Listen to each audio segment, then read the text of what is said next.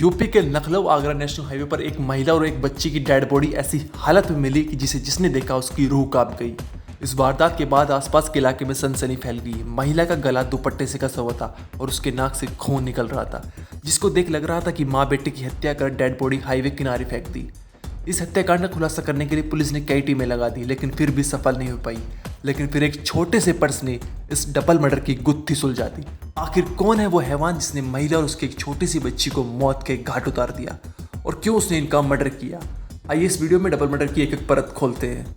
ये मामला 7 मई का है। हाईवे पर पुलिस को 2 डेड बॉडी मिली। उसके बाद पुलिस ने हत्या के केस को सुलझाने के लिए कई टीमें बनाई। जब पुलिस महिला के पास गई तो उसका गला दुपट्टे से कसा हुआ था। वहीं महिला के पास एक ज्वेलर्स का बैग मिला। इस बैग के जरिए ही पुलिस ने जांच पड़ताल शुरू की। जब पुलिस की टीम ज्वेलर्स की दुकान पर गई तब जाकर पता चला कि महिला लखनऊ के पारा की रहने वाली है। उसका नाम रोशनी तिवारी और अपने 4 साल की बच्ची दिव्या के साथ किराए के मकान में रहती थी। पुलिस ने जब लखनऊ के पारा पहुंचकर जांच पड़ताल की तो पता चला कि माँ बेटे की हत्या अवैध संबंधों के चलते हुई है। लेकिन किसके साथ अवैध संबंध और किसने इस हत्याकांड को अंजाम दिया, ये केस अब सुलझने की बजाय और उलझता जा रहा था। फिर पुलिस ने कुछ लोगों को हिरासत में लिया, जिससे पूरी वारदात का खुलासा हुआ। दरअसल लखनऊ के पारा में किराए के मकान में रहने वाली रोशनी तिवारी लखीमपुर खीरी की रहने वाली थी। उसका विवाह लखीमपुर खीरी के नीमगांव निवासी छोटू तिवारी से 6 साल पहले हुआ था। विवाह के बाद से ही छोटू शराब के नशे में रोशनी को मारा पीटा करता था, जिससे लड़कर रोशनी लखनऊ के पारा आ गई। तभी उसकी मुलाकात 2019 में पारा निवासी मिलिंद उर्फ मोनू से हुई। मोनू ने रोशनी को अपने घर के ही पास एक कमरा दिलवा दिया। उसके बाद दोनों में नजदीकियां बढ़ गई। मिलिंद रोशनी को अपनी पत्नी भी मानने लगा था। मिलिंद पहले से ही शादीशुदा था और उसका पारा में ही एक ईंट भट्टा था। जिस दिन मिलिंद और रोशनी की मुलाकात हुई थी उस दिन को मिलिंद शादी की एनिवर्सरी के रूप में मनाने लगा।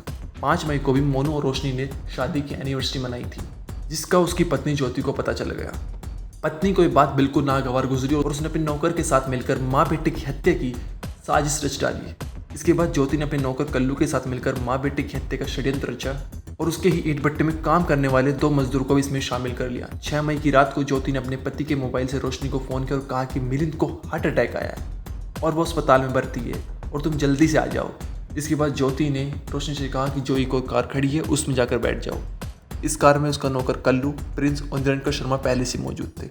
रोशनी अपनी बेटी के साथ कार में बैठ गई। इसके बाद वे कार को लखनऊ आगरा नेशनल हाईवे की ओर ले गए। काफ़ी देर होने पर जब रोशनी ने सवाल उठाए तो उसी के दुपट्टे से उसका गला कसकर उसकी हत्या कर दी। साथ ही 4 साल की मासूम बच्ची को भी मौत के घाट उतार दिया। वारदात को अंजाम देने के बाद डेड बॉडीज को हाईवे किनारे फेंक दिया और वहां से फरार हो गए। पुलिस ने इस केस में कई टीमें लगाकर पहले माँ बेटे की हत्या में मिलिंद की पत्नी ज्योति, निरंकर शर्मा और प्रिंस को गिरफ्तार कर लिया। साथ ही जो आरोपी फरार चल रहा था कल्लू, उसको भी गिरफ्तार कर लिया। इन सभी आरोपियों के पास से पुलिस को इको कार जिसमें रोशनी और उसकी बच्ची को ले जाया गया था, रोशनी का टूटा मोबाइल और उसकी चप्पल बरामद की। पुलिस ने आरोपियों को गिरफ्तार कर न्यायालय में पेश किया है। ब्यूरो रिपोर्ट क्राइम तक।